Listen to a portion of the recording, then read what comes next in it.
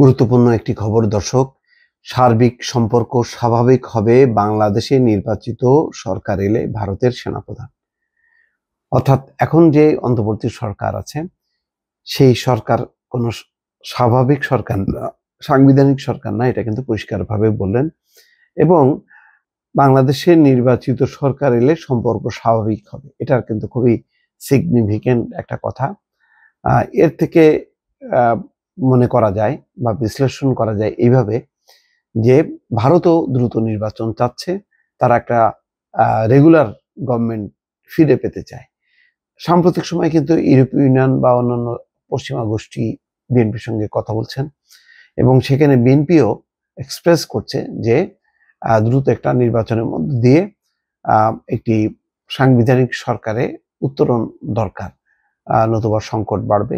অনেকে নানা সুযোগের অপেক্ষায় আছে যাতে নির্বাচন প্রলম্বিত করা যায়। ভারতের সেনাপ্রধান নির্বাচিত সরকার চাইছেন, এটা খুব গুরুত্বপূর্ণ এবং তখনই সম্পর্ক স্বাভাবিক হবে। এটা জানি না কিসের ইঙ্গিত দিচ্ছেন তিনি, কেন দিচ্ছেন। অর্থাৎ ভারতেরও কি চোখের শুল হয়ে গেল ডক্টর মোহাম্মদ ইউনূস, যেখানে পশ্চিমারা বলছেন যে তারা সংস্কারে সমর্থন দেবে এবং ডক্টর মোহাম্মদ ইউনূস যে সংস্কারের পরিকল্পনা নিয়েছেন তার বাস্তবায়নে তারা তাদের পক্ষ থেকে যা যা সহযোগিতা করার দরকার সব ধরনের সহযোগিতা করবে। এই অবস্থায় সেনাপ্রধান ভারতের জেনারেল উপেন্দ্র দ্বিবেদী বলছেন দুই দেশের পারস্পরিক সম্পর্ক, সার্বিক সম্পর্ক তখনই স্বাভাবিক হবে যখন দেশে নির্বাচিত সরকার ক্ষমতায় আসবে।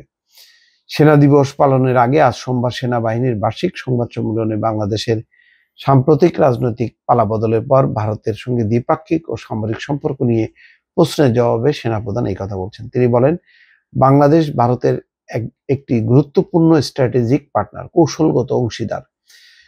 কোনো ধরনের শত্রুতা দুই দেশের জন্যই ক্ষতিকর, তাতে কারো স্বার্থ চরিতার্থ হবে না। ভারতের সেনাপ্রধান বলেন, আমরা প্রতিবেশী, আমরা দুই দেশকেই একসঙ্গে বাস করতে হবে। অর্থাৎ প্রতিবেশী দুই দেশকে একসঙ্গে বাস করতে হবে, এছাড়া তো বিকল্প কিছু নেই। পরস্পরকে জানতে ও বুঝতে হবে, কোনো ধরনের শত্রুতা কারো পক্ষে ভালো নয়।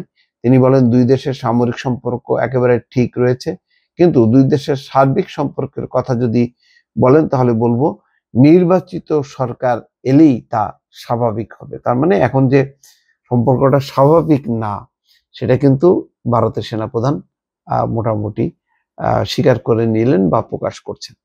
বাংলাদেশের সঙ্গে সামরিক সম্পর্কের বিষয়ে কথা বলতে গিয়ে জেনারেল উপেন্দ্র দ্বিবেদী বলেন, সেই দেশের সেনাপ্রধান জেনারেল ওয়াকারুজ্জামানের সঙ্গে তিনি যোগাযোগ রক্ষা করে চলেছেন। গত আগস্টে রাজনৈতিক পালা বদলের সময় সর্বদা তারা যোগাযোগের মধ্যে ছিলেন। এমনকি গত 24শে নভেম্বরও তাদের দুজনের মধ্যে ভিডিও মারফত আলোচনা হয়েছে। তারা সবসময় নিজেদের মধ্যে যোগাযোগ রেখেছেন, এখনো সেই যোগাযোগ অব্যাহত আছে। বর্তমান পরিস্থিতির কারণে দুই দেশের যৌথ সামরিক মহড়ার বিষয়টি শুধু পিছিয়ে দেওয়া হয়েছে বলে উল্লেখ করেন ভারতের সেনাপ্রধান। পরিস্থিতি স্থিতিশীল হলেই তা আবার শুরু হবে বলে জানান তিনি।